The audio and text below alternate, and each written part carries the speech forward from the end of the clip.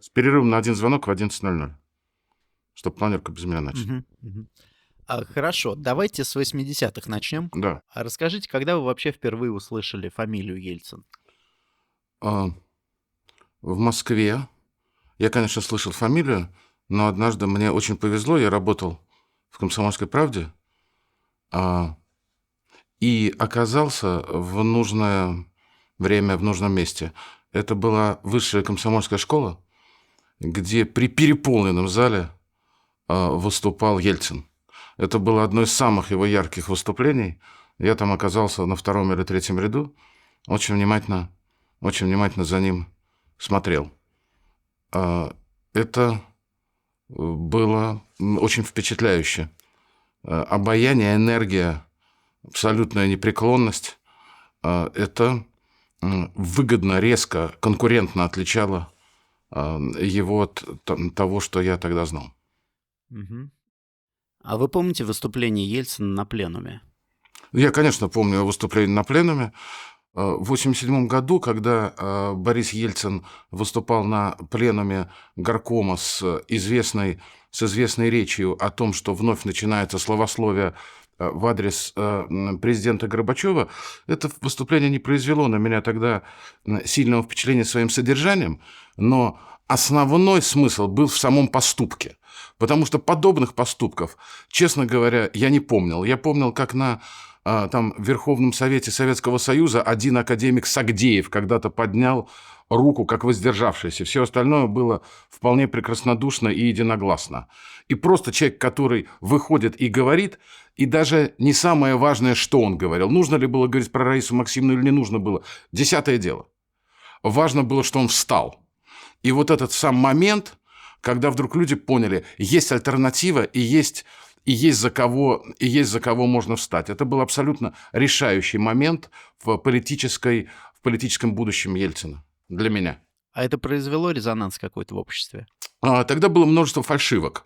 Мне кажется, что тогдашние союзники Бориса Ельцина, в частности, Полторанин Михаил, достаточно близкий к нему человек, опальный редактор «Московской правды», они в качестве выступления Ельцина, которое было в закрытой части этого пленума, распространили подложное выступление Ельцина, в котором были иногда даже, я скажу, хамские акценты, например, по отношению к женщине, что большую часть интеллигенции покоробило. Зачем понадобилась такая топорная работа союзникам Бориса Николаевича тогда, мне до сих пор неизвестно, хотя много стало понятно, когда буквально в прошлом году я прочитал книгу Михаила Полторанина, где он помоями поливает Ельцина и считает, что именно он демиург, значит, вот этого взлета Ельцина и победы демократии в России, а также при этом разоблачает всемирный масонско-жидовский сионистский заговор. Ну вот, к сожалению, такие люди очень часто окружают ярких политиков. Мгм. Расскажите вкратце, в чем была суть выступления Ельцина? Ельцин в первую очередь сказал, что партия необходимо самообновление, что вновь возникает такое словоохотливая, льстивая среда в отношении руководства партии и генерального секретаря, что он очень боится, что это может привести, я сейчас своими словами, уж извините, пересказываю, к некому прообразу культа личности. Он полагает, что не все уже решает коллективный орган, значит, политбюро или пленум, а все это решается достаточно кулуарно. И Ельцин достаточно, мне кажется, это основные тезисы, которые тогда прозвучали. А в чем было основное расхождение Ельцина и Горбачева? Ведь они же оба были реформаторами. Я думаю, что один хотел Давайте именами власть. скажем. Я думаю, что между Борисом Ельциным и Михаилом Горбачевым до этого пленума наметились определенные разногласия.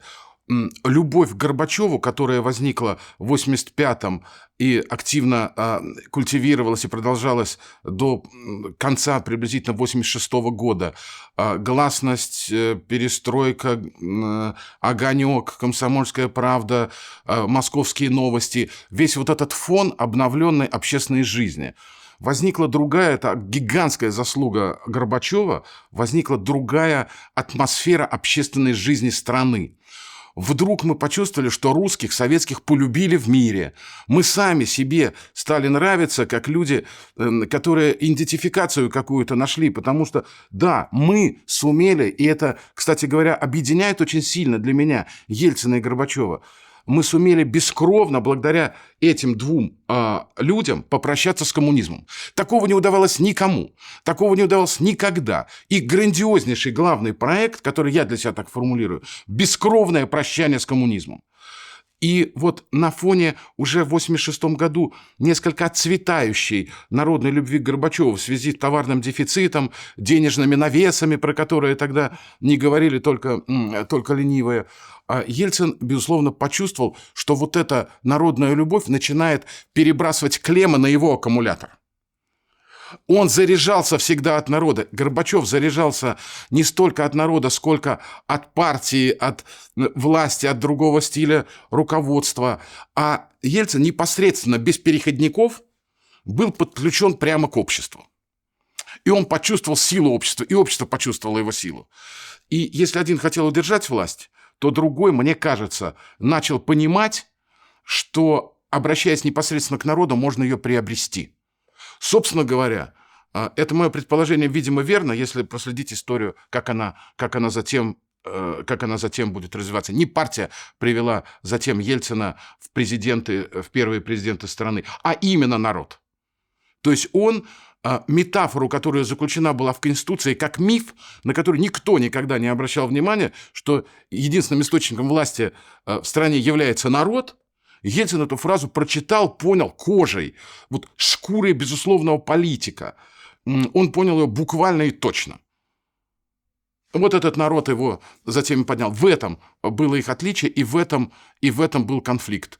Горбачев это воспринимал как популизм, напрямую обращение к народу. Он в большей степени ставил на парламент, на представительские органы власти, на реформацию нереформируемой гильотины под названием КПСС. И мне его логика тоже понятна. А для того, чтобы все не пошло в разнос, как это постарались все-таки наверстать в 1991 году, в августе, путчисты, он как на дудочке кобру, вот так приблизительно Горбачев вот этими своими словами и вот этой самой дудочкой, эти слова, мы знаем, все буквы знакомы, но общий смысл не всегда понятен. Вот он заговаривал эту страшную историю под названием партия, эту жуткую историю под названием спецслужбы, а Ельцин посчитал возможным для себя пойти совсем другим стратегическим путем. Вот их отличие. Вот вы говорите, Горбачев видел в Ельцине популиста. А в народе действия Ельцина не воспринимались как популизм? Ну, видите, все-таки популизм от слова «популярный». От слова «популярный». У нас вообще всегда власть играет желваками и обещает всем с выражением лица камикадзе принять какие-нибудь непопулярные меры. Слушайте, но ведь народу же нужно, чтобы какие-то были и популярными. Ведь народу нужно же еще и действительно, вот я часть народа, безусловно. Это моя страна, моя родина. Мне тоже кого-то нужно любить, в кого-то нужно верить. Мне популистская, может быть, но обращенная ко мне. Обращенная ко мне интонация, обращенные ко мне слова. Поэтому я знаю, что кто-то воспринимал это как стремление охлократическим способом завоевать влияние. А кто-то как уважение. Когда человек идет по Тверской улице, в первой шеренге, впереди 100-тысячного шествия, взявшись за руки с людьми, которые тогда стали властителями дум, я имею в виду там Юрия Афанасьева, Гавриилу Попова, когда Егора Яковлева, когда они шли этой шеренгой, взявшись за руки, вдруг становилось понятно, что он-то вместе с народом, он не где-то, он здесь, в ряду. Это было важно. Хорошо, расскажите про 91 год немножко. У вас было какое-то ощущение, что в преддверии путча готовится какой-то переворот? Или что вообще есть какое-то брожение в консервативном крыле? Мы все помним выступление Шеварднадзе, который предупреждал о том, что в стране готовится государственный переворот, а мне пришлось работать тогда во всех горячих точках. Я работал в Карабахе, я работал в Баку, я работал в Сумгаите, я работал в Вильнюсе, и мы прекрасно видели, каким образом спецслужба становится, КГБ СССР становится отвязавшейся пушкой. Помните, у Виктора Гюго в 93-м пушка отвязывается и уже неуправляемо начинает пробивать борты корабля. Мы видели, как при захвате телецентра, я лично это видел, и мы лично нашли этих людей. Значит, 3 специальных корреспондента «Комсомольской правды», тогда там работавших. В кроссовках, в легкой афганской форме, телецентр Баку брала группа «Альфа», до этого приземлившаяся на личном борте председателя КГБ Крючкова на аэродроме Насосное. Приблизительно то же самое. Мы наблюдали в Вильнюсе возле телецентра. На штурм Вильнюсского телецентра шла группа «Альфа». Затем абсолютно подло руководство КГБ изгалялось над погибшим там лейтенантом группы «Альфа» Шацким. Его фамилию все время путали, чтобы невозможно было идентифицировать его принадлежность к специальной службе. Пуля неизвестного происхождения попала ему под нижнюю пластину бронежилета сзади, в спину. Мы прекрасно видели, и я их ночью нашел, так называемый Комитет народного спасения Вильнюса, который брал на себя всю ответственность за начавшуюся там давку, и тогда же там под танками погибло, я боюсь сейчас точно сказать, но, по-моему, 13 человек. Этот комитет национального спасения напрямую курировался центральным аппаратом КГБ СССР. Нам становилось, конечно же, понятно, что роль партии, роль диктатуры партии переходит к Лубянке и переходит к Крючкову. Вот это ощущение, особенно подкрепленное теми фактами, которые мне же, например, стали известны по Вильнюсу и по Баку, да, это вызывало ощущение смутной тревоги. И у меня было такое ощущение, что Горбачев и будущие путчисты, мы тогда слова этого не произносили, мы не могли даже представить себе тогда этого слова. Они бегут на перегонки к необратимости. Если Лубянка, значит, бежит к тому, чтобы остановить все процессы, сверху положить, значит, крышку и закрутить ее, значит, снова, то Ельцин и Горбачев, как это ни странно, они неслись в сторону необратимости перемен, чтобы не вернулась чекистская партийная диктатура. Вот это была смертельная гонка на перегонки за необратимостью общественных перемен. Вот 19 августа мы увидели фотофиниш. И где вас застал этот фотофиниш? Утром я, узнав о том, что к Москве идут танки, вместе со своим товарищем Акрамом Муртазаевым приехали к Белому дому. И оказались там ровно в тот момент, когда со стороны набережной пошел танк, перед ним несколько раз пытался упасть какой-то мужчина, значит, в белой рубашке, отбегал и падал. Это было комично, но я отлично знаю запах танков. Я отлично знаю смесь дизеля, разогретой брони и того, что эта штука очень непростой носорог. И как раз, когда мы с Акрамом стояли возле танка, сверху по ступенькам, вместе с немногочисленными помощниками, спустился Ельцин. И мы как раз были среди тех, кто помогали ему забраться на этот танк. Это было впечатляющее зрелище, когда стоял, казавшийся на танке, значит, превративший танк в собственный постамент. Значит, Борис Ельцин, а у его ног из люка смотрел на него очень заинтересованный, значит, в шлеме танкист. И тот ему периодически, значит, не только читал заявление от руки каляками-баляками написанное, мы видели его, оно периодически, значит, что-то показывал этому танкисту. Потом сошел и вернулся в Белый дом. Мужик отполз от танка, потому что уже было неинтересно, и танк куда-то ушел. Это ощущение некоторого... ощущение парадоксальности ситуации, при которой безоружный человек в пиджаке и галстуке использует танк в качестве трибуны для того, чтобы высказать свое крайнее возмущение действиями путчистов, говорит о государственном перевороте, и его заинтересованно слушает танкист, которого прислали этот переворот, собственно говоря, осуществлять. В тот момент у нас, по-моему, у всех еще ничего страшного не случилось.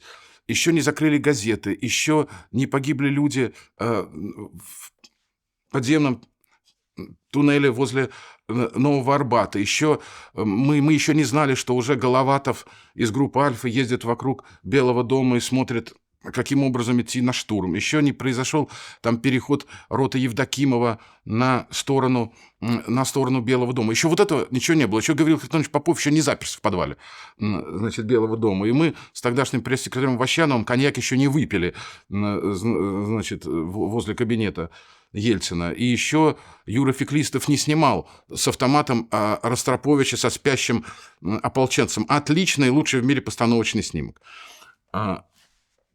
Вот мы еще тогда этого ничего не знали, но ощущение того, что это возможно переломить, оно возникло.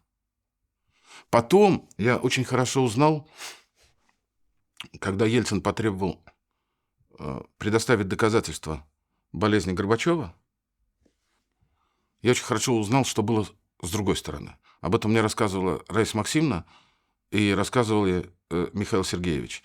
Когда по радио, в то время, когда Ельцин организовывал оборону Белого дома, с Горбачевым осталось несколько человек верной охраны, Гомон, Пестов, Климов. С автоматами они не пустили делегацию ГКЧП в основной корпус дачи Фороса, не выполнив приказа своего прямого начальника Плеханова. Раиса Максимовна поняла, что если сейчас они приедут проверять здоровье Горбачева, то они должны будут его искалечить. Они должны будут превратить его в овощ. Она отлично знала, как это может происходить с помощью специальных служб. Вот именно тогда она пыталась спрятать президента. Президент никуда не хотел прятаться. На вопрос, почему не перелез через забор, он сказал, не дело президента через заборы лазить.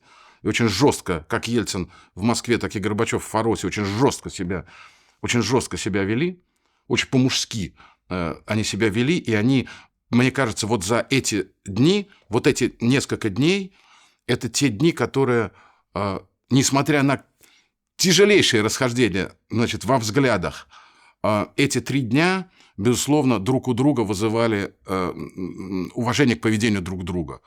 У них, вот тогда, кстати говоря, у Раисы Максимовны и произошел тот первый удар, который затем привел к трагической развязке в госпитале Мюнстера. Затем я видел, как Ельцин работал в Белом доме и писал воззвания. Я видел, что именно тогда в стране родилась, по-моему, первая настоящая свободная пресса, которую сейчас благополучно преемник Бориса Николаевича зарывает просто куда-то уже прям под дорогой хоронит. А тогда я прекрасно помню, как нас собрал Егор Яковлев у себя в кабинете, «Комсомольскую правду» представлял, кроме меня, еще Андрей Крайний, военный корреспондент, будущий министр рыбной агентства по рыболовству, а тогда специальный военный корреспондент. И от «Коммерсанта» была Ксюша Пономарева, которая затем на короткое время возглавит Первый канал телевидения. И мы сделали тогда первый выпуск общей газеты. Тогда был запрещен выход нескольких изданий, в том числе «Комсомольской правды», но вся редакция «Комсомольской правды» работала, делая информационные бюллетени, которые раздавались на улицах, в Белом доме.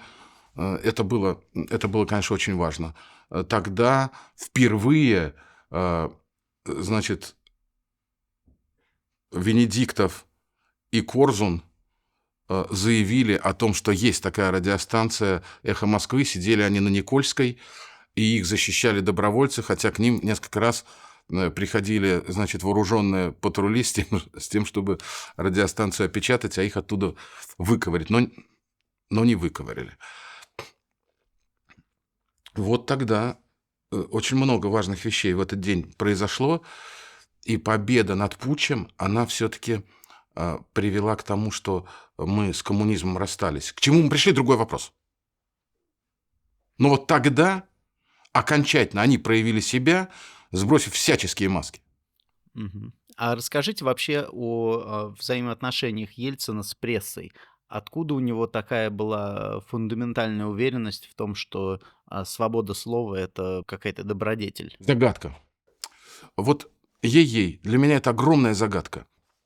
Для меня является большой загадкой тому, что Ельцин, выросший, значит, из екатеринбургских строек, из гущи вот этой самой партии с ее руководящей, направляющей ролью, с той знаменитой историей, когда в известиях нет правды, а в правде нет известий, вдруг для себя базовой ценностью, серьезнейшей базовой ценностью ощутил вот эту свободу слова. Может быть, одна из версий, что именно свободное поведение небольшой тогда еще части журналистов помогло ему овладеть умами многих людей.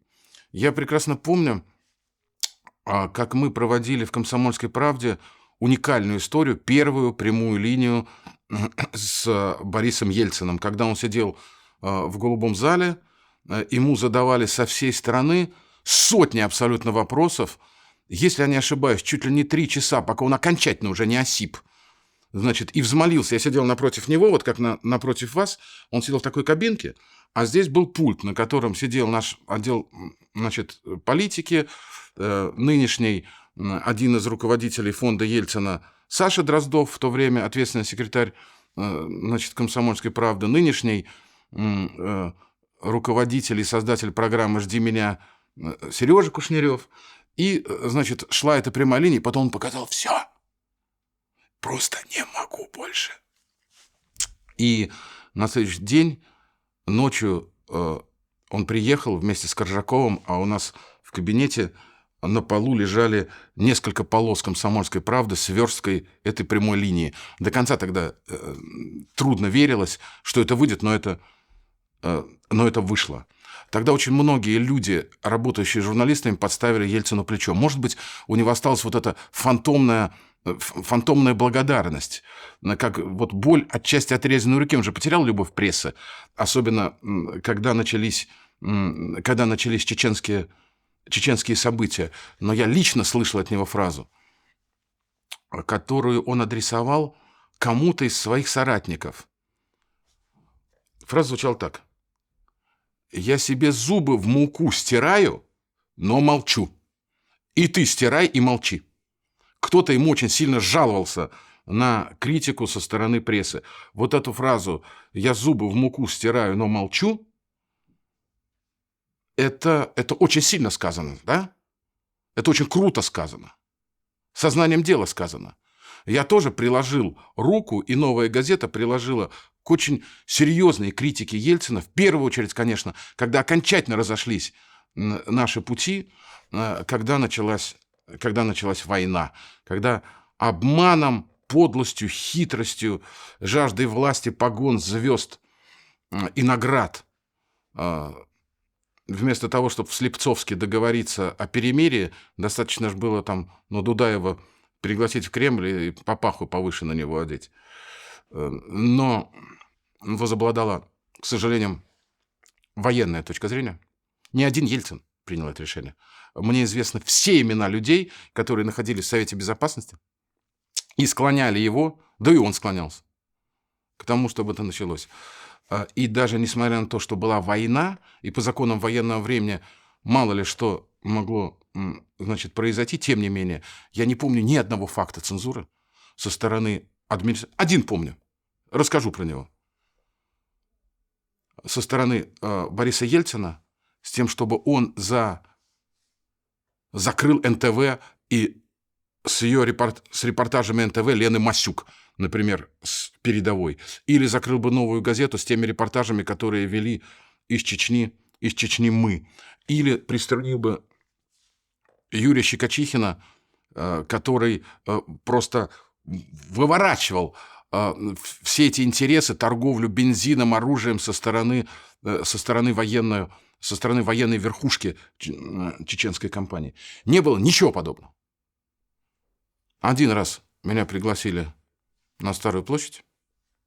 Севастьянов, тогдашний замглавы администрации президента Ельцина, и попытался меня отчитывать за то, что майор Вячеслав Измайлов слишком резко пишет о чеченской войне.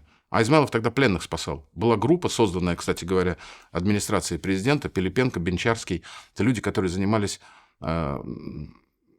Голубовский Константин, которые занимались спасением пленных, обменом интернированных, заложников и, в первую очередь, конечно, военнослужащих. Севастьянов начал говорить со мной об Измайлове в резких тонах, заявив что-то типа того, что надо бы ему там выпороть надо. Я хлопнул дверь и ушел.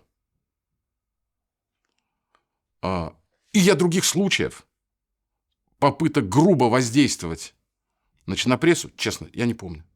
Их, наверное, не было, я бы знал. Давайте немного поговорим про 93-й год. Да. Да, поменяем карточку.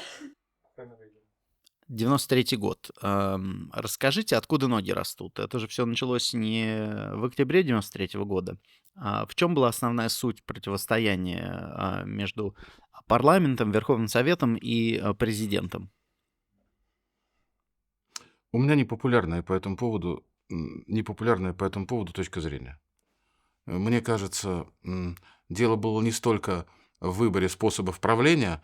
У нас парламентско-президентская республика или президентско-парламентская республика, сколько в офигительных личных амбициях всей тогдашней верхушки российского руководства. Все это наложилось на недовольство народом достаточно шоковыми, стремительными реформами, которые делало первое правительство, и реваншисты из числа коммунистов, и возглавивших реванш Рудского и Хасбулатова, легло на сильное народное раздражение. Все же мечтали, что уже же завтра все должно уже состояться в среду, в четверг. Уж точно не в понедельник, потому что в пятницу мы не переживем. И вот это вот быстрое ожидание того, что полные сейчас будут прилавки, Волги уже движутся колоннами в Москву с этими самыми ваучерами, чтобы на них поменять. Вот это детство народа, вот наш народ, мой народ, вел, конечно, себя как ребенок, которому сказали, что вот завтра день рождения, и подарки уже будут лежать под кроватью. А это же не был день рождения, и подарков под кроватью не было. И вот на это вот легли личные амбиции, понимаете?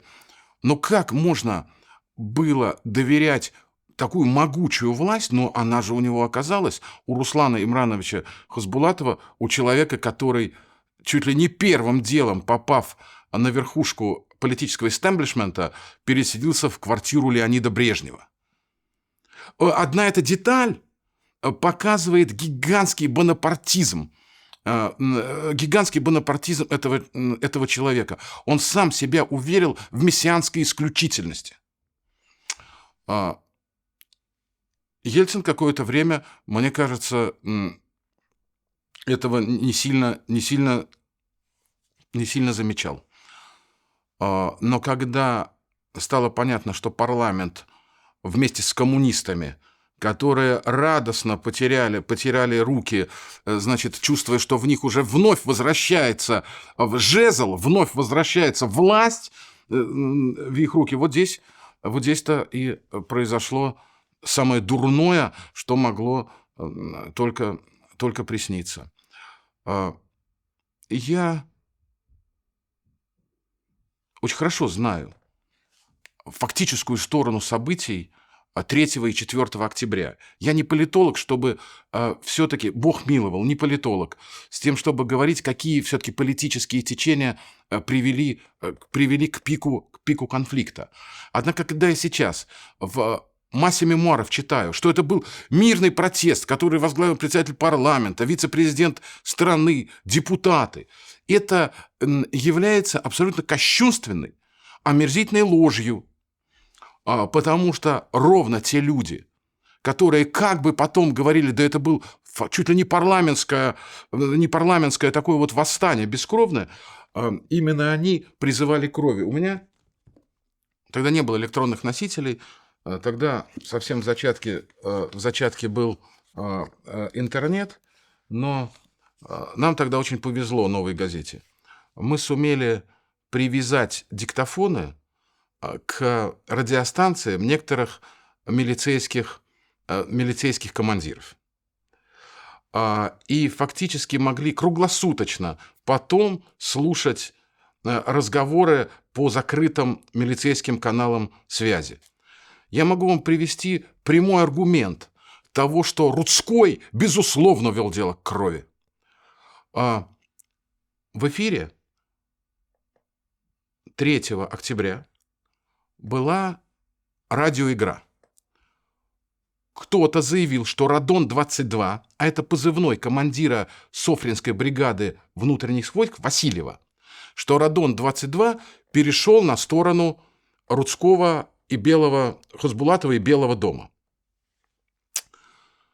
Рудской с огромным энтузиазмом воспринял, что Радон перешел вместе с Софринской бригадой. Это крутая бригада. Это бригада полностью укомплектованного спецназа. Это бригада с отличным вооружением. Она уже стояла, в это время бригада стояла в Москве. Это правда. В районе Октябрьской. И Рудской начал: Васильев, давай, Васильев, открывай огонь, Васильев! Васильев, родной, захвати этих сук! Огонь по гостинице «Мир». Васильев, вперед, Васильев! Мы точно знали, что это не Васильев. Узнали потом, потому что мы записали голос настоящего Васильева и голос Васильева, который откликался на позывной Радон-22. Это были два разных человека. А это шла, еще раз говорю, такая радиоигра для выявления истинных намерений. Эти намерения были выявлены в том эпизоде, который я вам сейчас прочитал, что это была не парламентская прогулка. С необходимостью, как они сейчас все пишут, мы хотели просто, чтобы нам дали эфир и заявить о своих требованиях. Нет, они требовали от вооруженных людей открыть огонь по мэрии с тем, чтобы ее захватить. А с кем он разговаривал? Кто был этот второй человек? Рудской говорит Васильеву, вот этому Радону-22, которому он думает, что это и есть командир Софринской бригады спецназа. Вот ему Рудской и дает команду убить этих сук и открыть огонь по гостинице «Мир» и по мэрии. А кто на самом деле отзывался вместо Радона? Ну, кто-то отзывался вместо Кто вел Радона. эту радиоигру? Этого, к сожалению, мы установить не смогли. Кто мог быть на этой волне? Мы установить этого не смогли. Кстати, и многие милиционеры, которые работали на этой войне, поверили, что это действительно Васильев, и кричали ему: «Ублюдок, Васильев, что ты делаешь? Прольется кровь». Но, кстати говоря, я хочу вам сказать, что я вот готовился к этому интервью, читал вот эти все материалы, конечно, я был просто потрясен, но вот в это время же газеты все-таки выходили. Я прекрасно помню, что тогда ввели военное положение, и мы вынуждены были наклеивать на часть абзацев, которые снимала цензура, такие наклеечки: «Снято цензурой». И газета была в таких заплатках. Но газеты выходили. Значит, здесь же приводится стенограмма нами, когда умоляет Краснов, он был руководителем, или, как бы сейчас сказали, наверное, префектом Краснопресненского района, он умоляет у Рудского не открывать огонь, потому что там люди. Потому что там люди. А Рудской ему орет: «Огонь! Открыть огонь!» Еще же вы помните, он же еще и самолеты просил, чтобы они летели бомбить Кремль. Это к вопросу о бескровной, это к вопросу о бескровной прогулке. А расскажите, как вы относитесь к амнистии? А я ко всякой амнистии отношусь хорошо. Я хочу сказать, что в те же дни, и мне кажется, это очень важно, потому что это выверенные слова, мы отправили в Кремль, и ну еще все пылает, мы отправили в Кремль через помощника по национальной безопасности Бориса Ельцина Юрия Михайловича Батурина, который после отставки достаточно высоко взлетел, оказавшись в космосе. А, Мы отправили очень жесткие вопросы Ельцину. Я не буду читать вопросы. Очень важны ответы, которые мы получили от Ельцина в письменном виде. То есть каждое слово было выверено. Голосам искренних сторонников демократии привешиваются голоса ее противников. Они видят в демократическом режиме средства для монополизации и узурпации власти. Давний и недавний исторический опыт, сама коммунистическая теория подтверждает такую угрозу. Использование демократии для узурпации власти, я хочу сказать, это очень крутая формулировка. Вот ровно это явление мы и видели. Дальше. Задумайтесь, во имя чего пролита кровь? Во имя того, чтобы народ имел возможность свободно избрать себе парламент, который в зависимости от расклада в нем политических сил сформирует правительство? Нет. Только во имя продолжения деятельности депутатов и некоторых дискредитирующих себя руководителей. Вот ради чего они хотели пролить кровь. Узурпация власти и ее сохранение. Вот о чем говорит Ельцин. На наш вопрос, возможно ли это делать, защищать демократию таким способом, как он защищает, он говорит, речь идет не о прерывании демократического пути, а о расчистке места для свободного выбора народа в пользу той или иной модели развития. Мне кажется, что он ответил на вопрос, во имя чего удерживали власть одни, и во имя чего, на мой взгляд, все равно, конечно, экстраординарными методами действовал Ельцин. Выводы я оставляю всем. Я привожу только факты. А амнистия, да. Я хочу сказать, что мне кажется, что великодушие к поверженным политическим противникам это всегда сильная черта, политиков.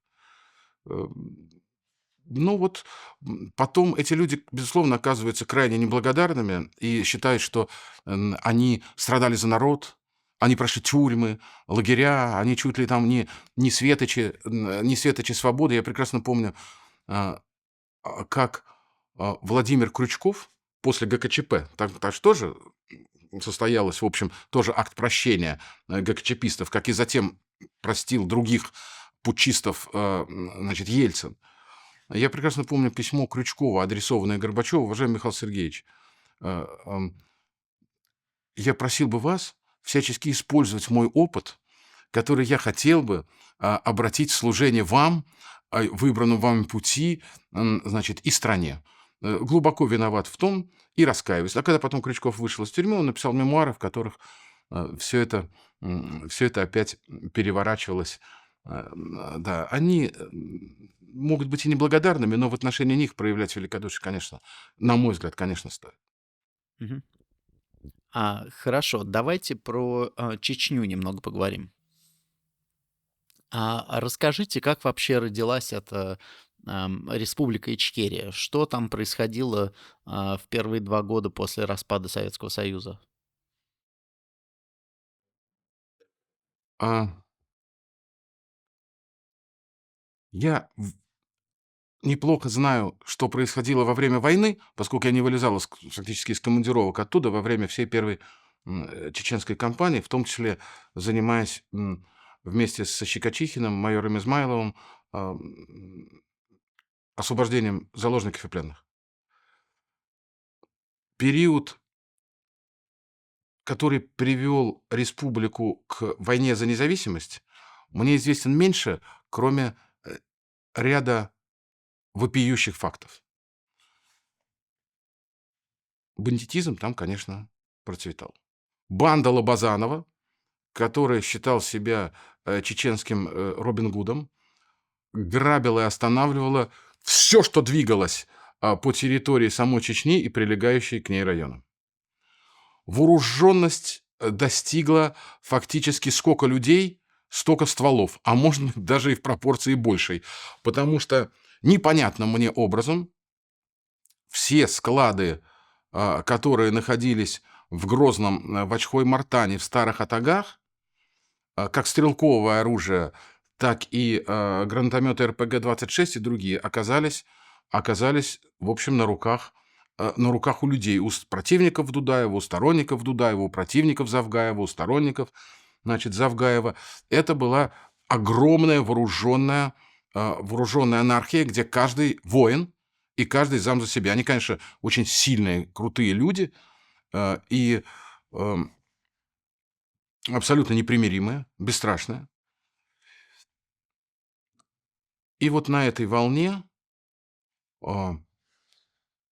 надо сказать, что чеченцы очень уважают тех выходцев своего народа, которые в России достигли высоких карьерных успехов. Во многом этому объясняется такая поддержка, значит, Руслана Имрановича Хасбулатова. И, конечно, этим объясняется, что наш парень, значит, чечен, стал генералом.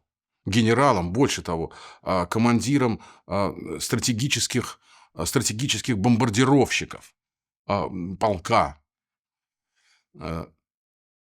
И вот эти звезды, вот это то, что он признан Россией, вот с этим ореолом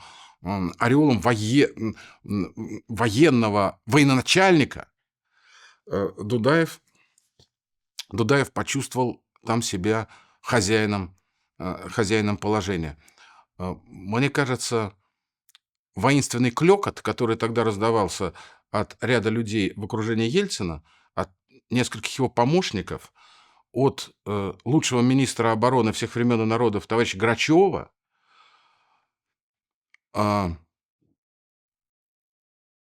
не ответившего к тому времени за смерть Холодова, Дмитрия, корреспондента московского комсомольца, и поэтому всячески демонстрирующего, значит, Борису Николаевичу свою преданность, понимая, на каком огромном крюке он сидит, и что фактически все доказательства причастности его к тому, что он высказал пожелание об убийстве журналиста, это все привело к тому, что не были использованы дипломатические, человеческие и психологические пути разрешения чеченской истории.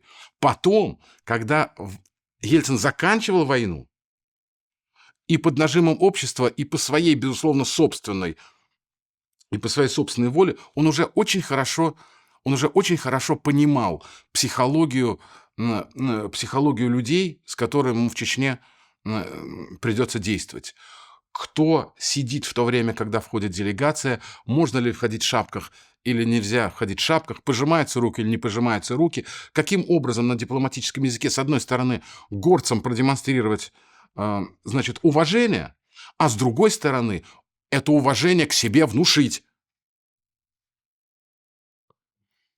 Если потом внимательно посмотреть, как шли переговоры в Кремле с делегацией, куда входили Масхадов и, по-моему, Яндарбиев, вы увидите, как ведет себя Ельцин. Он повел себя как император, который оказывает окраине ту долю уважения, которую император должен, но не больше.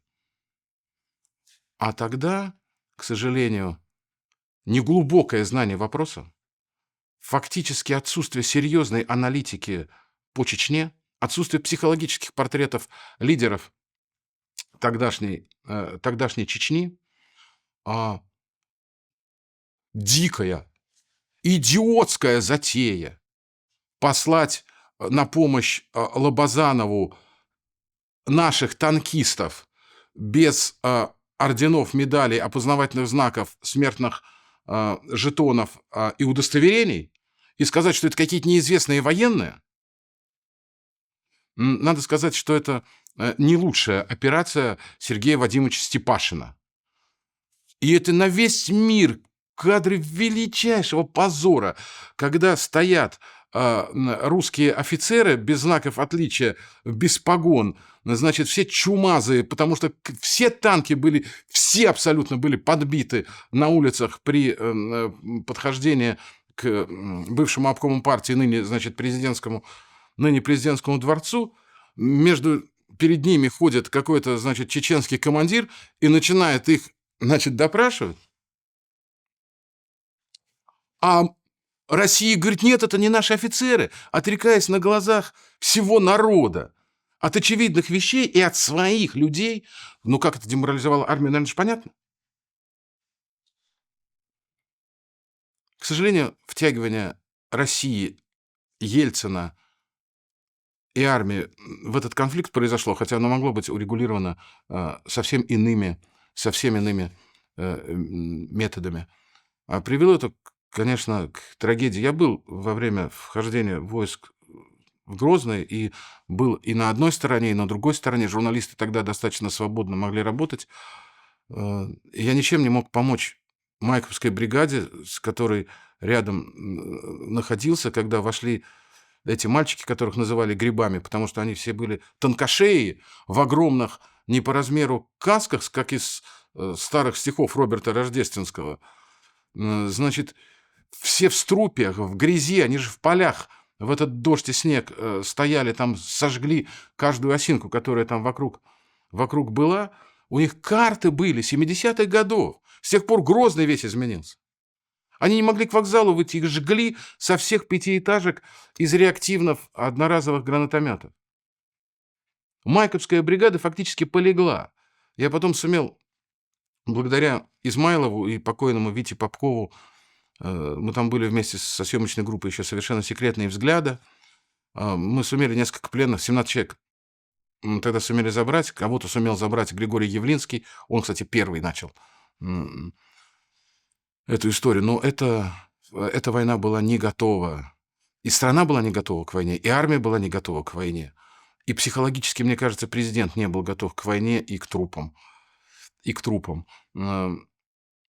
Я знаю, что Ельцину докладывал Ковалев, которого, несмотря на все требования, с должности уполномоченного по правам человека президента России Ельцин не снял. И Ковалев работал в Чечне, абсолютно смельчак, кстати. Он, Борщев, Молостов – это люди абсолютно смельчаки. Я видел, как они идут под огнем с папиросками, так немножко по-блатному, по-зэковски, все же они отсидели, по-зэковски, под кромешным абсолютно огнем. Вот так вот идут с папиросками к стадиону «Динамо». Это феерические были люди, они докладывали Ельцину, он знал кровавую правду об этой войне. Он знал про 124-ю лабораторию, где лежат сотни неопознанных трупов. А опознание происходило так. Это нынешние, вот которые сейчас кричат «пошли воевать на Украину», вот которые Лимонов и Милонов идут на войну. Вот я им хочу напомнить, как происходит опознание. Стоят вагоны рефрижераторов на путях. В рефрижераторах лежат русские солдаты, такие, что опознать их нельзя. Дневальный сержант берет камеру и идет снимать эти лица. А трансляция идет на экран. А возле экрана в соседнем вагоне сидит мама. И она смотрит каждый из этих вот 100 трупов, которые ей показывают, потому что туда ее везти боятся. Вот приблизительно так. Вот приблизительно такой выхлоп дает война, а никакой не другой. А расскажите, пожалуйста, как принималось это решение о вводе войск в Чечню? Вы знаете, я бы заглянул сюда, чтобы назвать вам фамилии. Значит, мы выяснили фамилии всех до единого людей, которые принимали решение о вводе войск. Извините, Ян, можно еще раз? Да, конечно. Совет Безопасности, куда входило руководство МВД, руководство, тогда это называлось, по-моему, ФСК, Федеральная служба контрразведки, премьер-министр, естественно, сам президент. Вот каким-то образом они все-таки приняли решение, и я понимаю, что они сами, в общем, верили в некоторую пропагандистскую правду. что во многом это делается для того, чтобы защитить русскоязычное население, которое изгоняется из Чечни. Чечня становится не ассимилирующей всех братской республикой, а мононациональной, которая унижает, оскорбляет, выгоняет, отбирает имущество у всех. И все так, и все правда. Только уверен, методы могли быть принципиально иными. И когда через несколько лет, значит, через 2 года фактически 2 года этой войны Ельцин нашел в себе и силы, и мужество на броне бронетранспортера подписать указ о мире, сказать, что будет мир, какая-то так была очень весомая какая-то такая фраза, результат же военный не был достигнут. Ну, результат же не был достигнут мирный. Я хочу сказать, что я являюсь ярым противником тех критиков Ельцина и Лебедя, которые критикуют хасавюртовские соглашения как соглашательские, предательские, чуть ли не как Брестский мир, значит, там, 17-го года. Значит, это абсолютно неправда. Самое главное, что сделали тогда Ельцин, Масхадов и Лебедь, они договорились о прекращении огня и о переходном периоде. И рассчитан весь этот договор был на ограниченное время действия. Это не вековой договор, это договор переходного периода. И он действительно привел к остановке огня. Обвинять Ельцина, Лебедя и Масхадова в том, что здесь кто-то выгадал, а кто-то проиграл, абсолютно нельзя. Просто нельзя, потому что была остановлена война. Ну, на время. На время. Война была остановлена, но к чему это привело в результате? К новой, еще более разрушительной войне? В результате была остановлена первая бойня нереальная. В результате, когда активизирующиеся экстремисты уровня Бараева, Басаева и компания решили идти на Дагестан, мне кажется, вот как раз тогда был упущен очень важный короткий период для формирования реальных органов власти в Чечне и интеграции Чечни в республику. Начал процветать рынок невольничества. Значит, именно тогда решили загасить, вот сначала решили загасить оружием, а потом решили залить деньгами. То и другое формировало, с одной стороны, рынок войны, а с другой стороны, начало формировать рынок невольничества и заложничества. Это на самом деле, когда политики договорились, спецслужбы и силовики должны были обеспечить эти договоренности. А они оказались участниками рынка. И мы прекрасно понимаем, что гигантская торговля... Смотрите, за всю Первую Чеченскую войну неизвестен ни один случай, когда бы одна из сторон сожгла бензоналивник. И этот бизнес потихонечку перекочевал вот туда вот. И вновь начались переделы сфер влияния в Чечне между различными группировками бывшего генерального прокурора, самого Масхадова, значит, Басаева, который никому, всем отказался, значит, подчиняться. И они же были еще раздроблены. Вот здесь нужно было и силовики, и разведка, и специальные операции, и дипломатия, все что угодно. Но этот шанс, к сожалению, глубочайшему сожалению, был упущен. Но само по себе хасавюртовское соглашение, оно запоздало, но все равно оно было, и оно спасло огромное количество жизней. Это надо понимать. А объясните, пожалуйста, как так могло получиться, что объединенная группировка войск огромной страны, в которой входили и части регулярной армии, и МВД, и ФСК, то есть гигантская до зубов вооруженная армия с опытом ведения военных действий в Афганистане, не могла справиться с маленьким регионом? Что это? Неподготовленность армии, просто хаос в стране, или там некомпетентность генералов, Грачева? В чем причина? Я неоднократно был в Ханкале.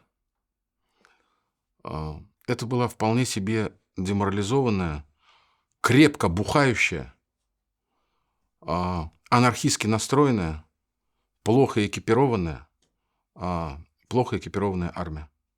Россия была не готова к войне нового типа, к локальным конфликтам нового типа. А, Наверное, если бы это было сражение под Прохоровкой, где танки в полях, то, конечно, да. Не буду повторять банально, что все генералы готовятся к прошедшей войне, но, тем не менее, когда это началось в городе, куда вошла без карт бронетехника, и чеченцы почувствовали огромный вкус победы. А Школьники хватали гранатометы, убегали, сжигали танк и возвращались, значит, с отрезанными погонами. Армия была не готова к городским боям. В армии не было, фактически в то время не было контрактников, они начали появляться позднее. Это были неподготовленные солдаты первогодки.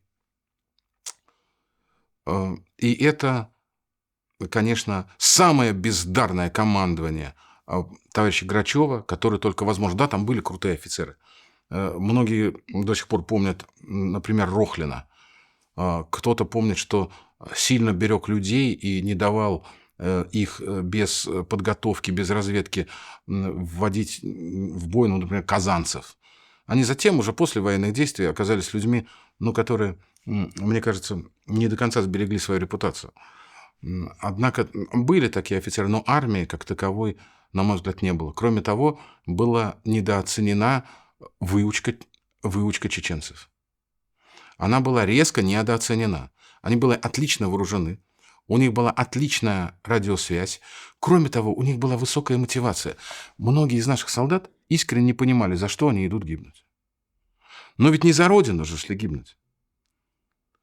Понимаете, не с фашистами, ведь на своей территории война. А Масхадов однажды сказал фразу, я слышал ее. Он сказал по рации Казанцеву, он сказал, мои, имея в виду своих бойцов, мои хотят умереть сильнее, чем твои жить.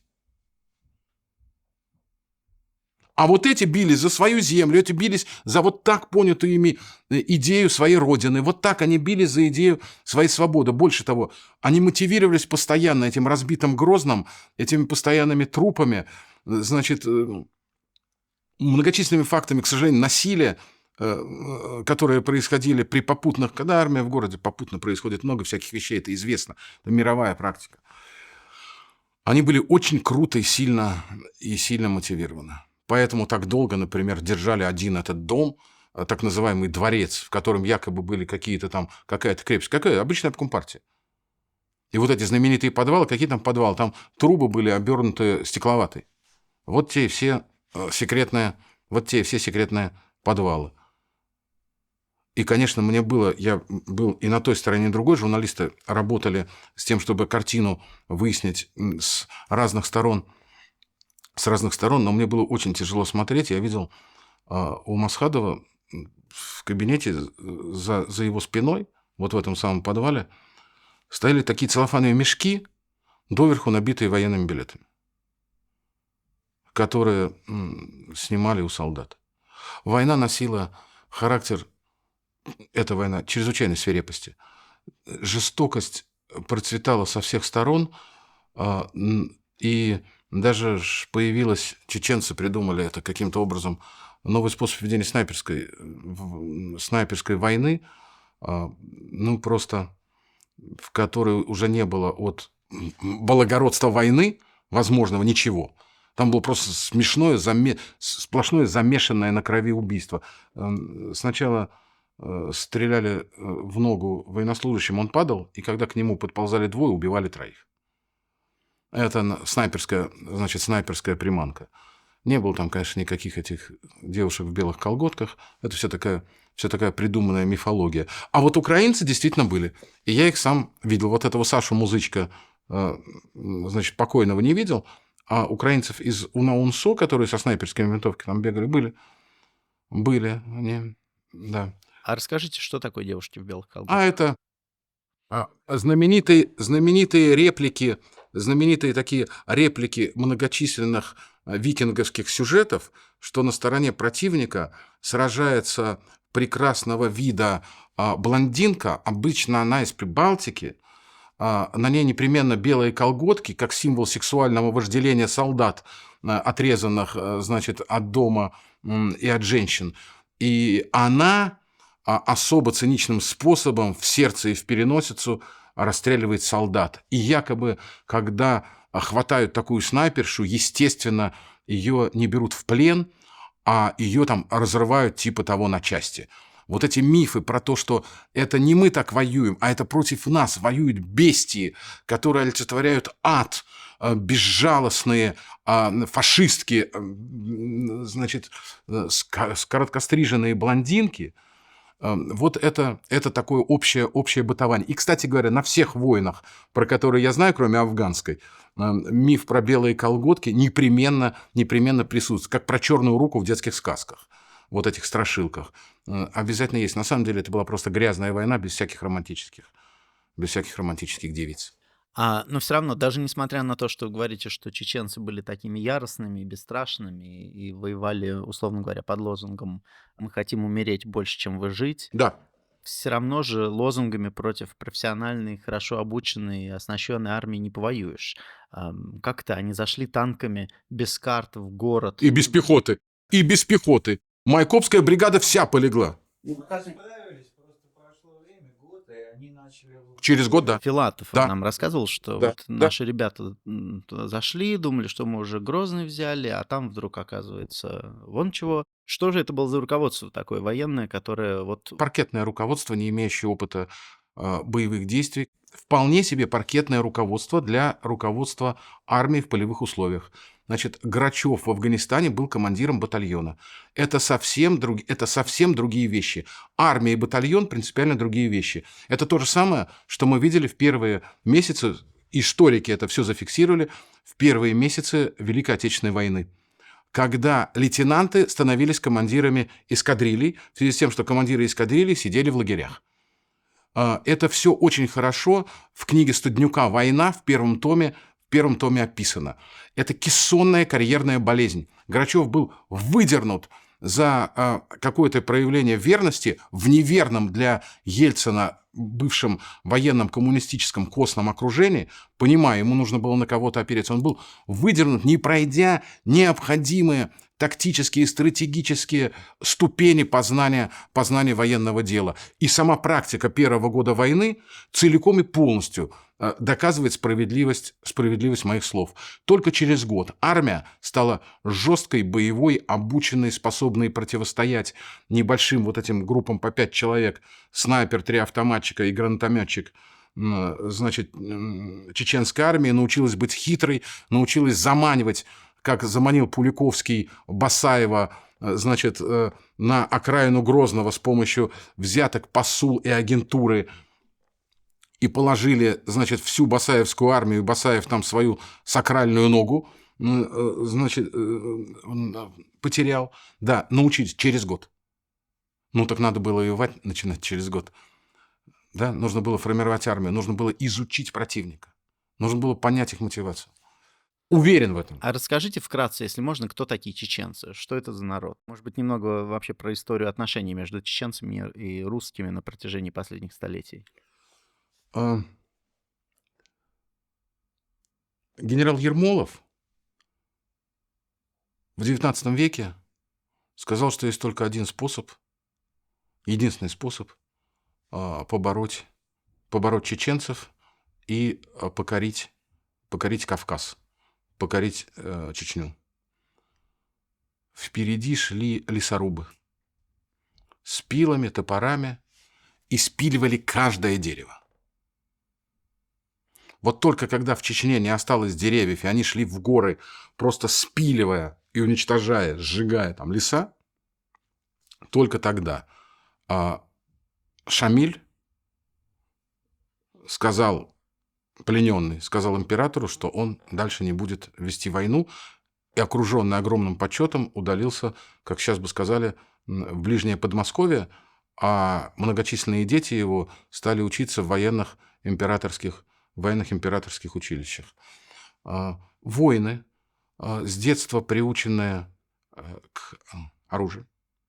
Вот как японцы с мелкой моторикой, когда они палочками могут взять рисовые зернышки приучены к сборке гаджетов, электроники и компьютеров, вот так чеченец рождается с оружием. Саморегулируемое общество на основе силы. Обряд кровной мести происходит приблизительно так. Ну вот один из чеченцев в пьяном виде на автомобиле Нива сбил представителя насмерть другого рода. Вот тому, кто ехал на этой Ниве, он их не интересует. Тот род, который понес потерю. Они объясняют старейшинам на переговорах. Он убил у нас лучшего, и мы убьем у вас лучшего. А лучший у вас – это доцент кафедры матанализа Московского государственного университета. Те говорят, нет, не трогайте, пожалуйста, его. Вот он же виноват. Начинаются длительные переговоры. Переговоры приводят к следующей ситуации.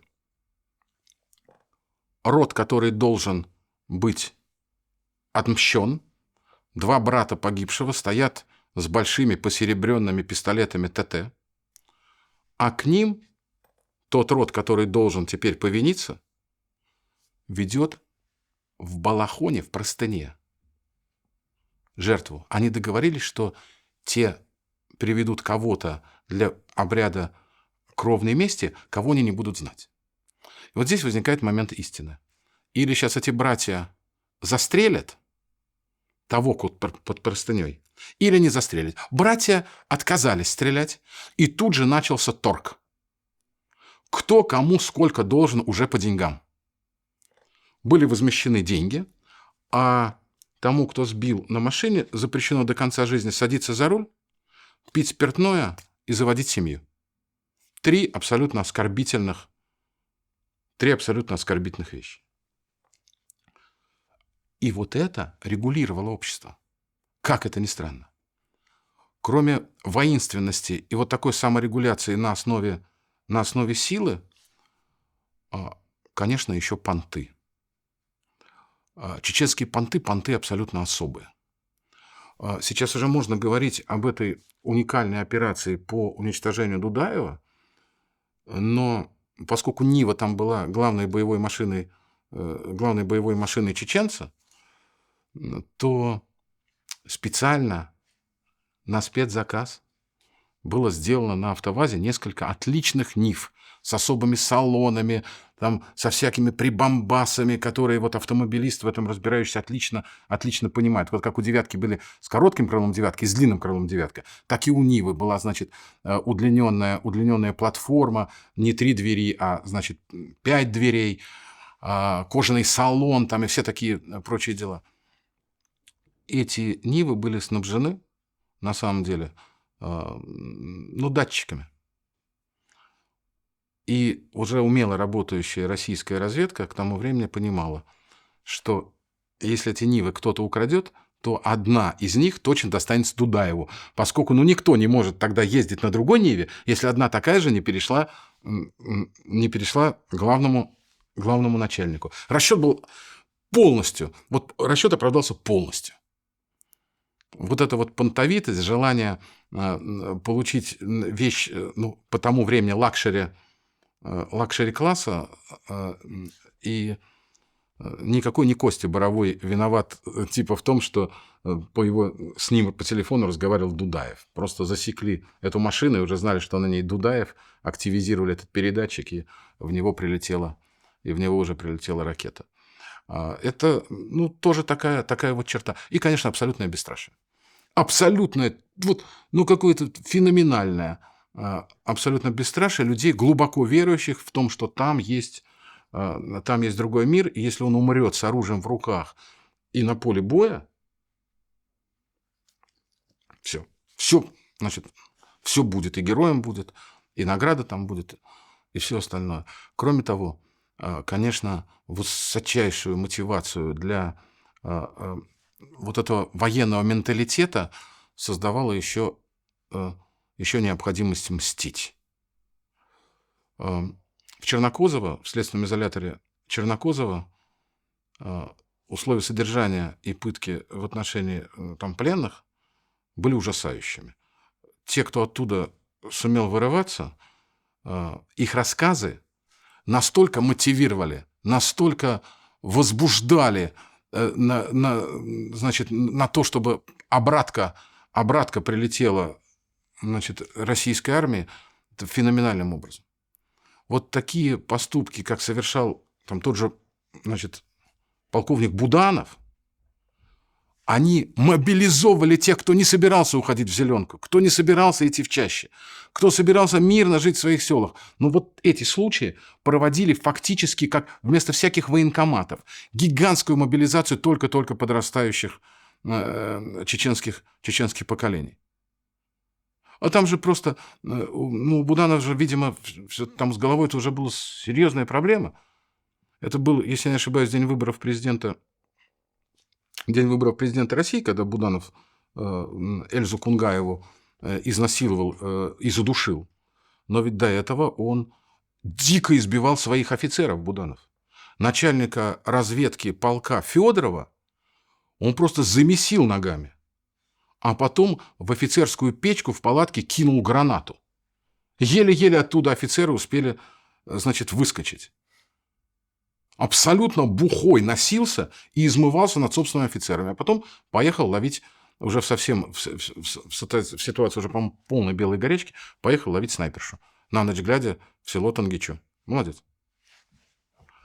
Вот такие случаи придавали дополнительной воинственности, дополнительной мотивации, плюс к этим природным качествам, о которых я рассказал.